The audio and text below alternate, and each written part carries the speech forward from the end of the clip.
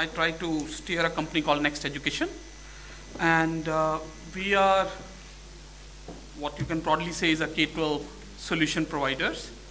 And we started this company a couple of years back, and I will explain it a bit more, but I wanted to say one thing which I've been meaning to say for quite some time, like, you know, in the like people like us, rock stars are not run people, but Mr. Barar, who has set up a high standard of really digital content, which everybody else is striving to do that. Really a great job done, sir. And when we started, we said this is a gold standard. This is what if you cannot do, as well not do this business at all. Okay, so that's being said, Steve Jobs once made a very, very fancy statement saying that a lot of people can make products, and products which they understand very well. Like Mr. David here came and talked about, like, you know, the interactive device or how it can be done. Mr. Barar had a very strong views of what content can do, in what subjects it can do, but there are very, very few people who really take all those strong products, strong things, and really come up with a solution. And that is what at Next Education we try to strive for.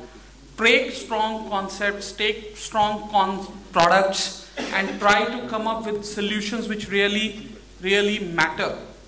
Okay, and that's what our product is. And I wanted to highlight, since this was about academia and institution and industry, you know, I unfortunately do not belong to academia. I mean, I have been a student, and as I said, I have been taught by experience.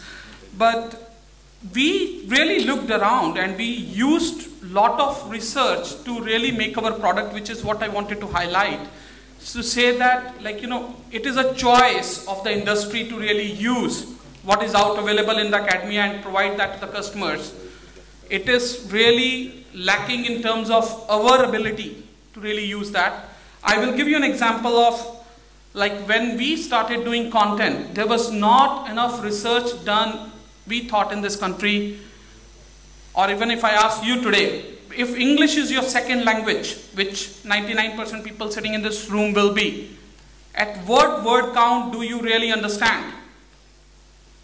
Pick up any Google, pick up any research paper, 0 results. You will not get that. In this country, nobody knows the answer that should I teach at 105 words a minute, or 120 words a minute, 140 words a minute. At what does the child's retention is highest? 4 content provider firms are around, infinite more. Basic questions. And that result only academia can provide you. If you choose to go to those people, sit with them, understand from them, and then bring it back to the masses. So we had to do that level of research. We put it through with our products. You can see that. You can feel it in our product, the differences of how every subject is taught. Very, very basic. You can have the excellent animation. You can have the excellent voiceover. Just pure, simple thing. Speed is not right. Message is missed. So research of academia is very, very important. Okay. Second thing, like dictionary. 1,001 dictionaries are available in this country. Oxford, Cambridge think it's their birthright anyways to produce one. But there is enough research done which has shown that the traditional dictionary is almost a failure for a child to really learn or build a vocabulary. How do you do that? There's enough free research done by Princeton out there for somebody to take up, make just a simple nice UI on it, and build a dictionary. If you really want to see how a visual dictionary or a digital dictionary should look like, come to our booth, see that one.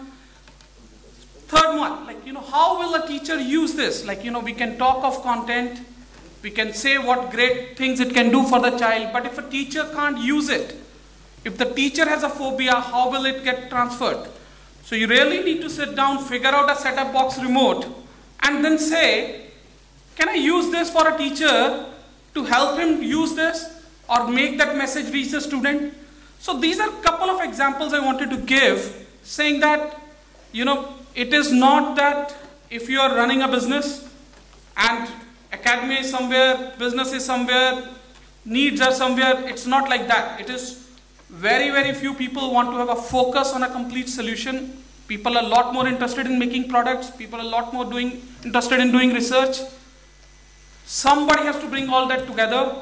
Very few people try to do that. At Next, I know it is obnoxious to say next when we don't know what to happen today, but we try to do that. We try to think what is next required, what is next available, and try to bring that to public. That's about it. If you have any questions, you guys can ask me later. Thanks.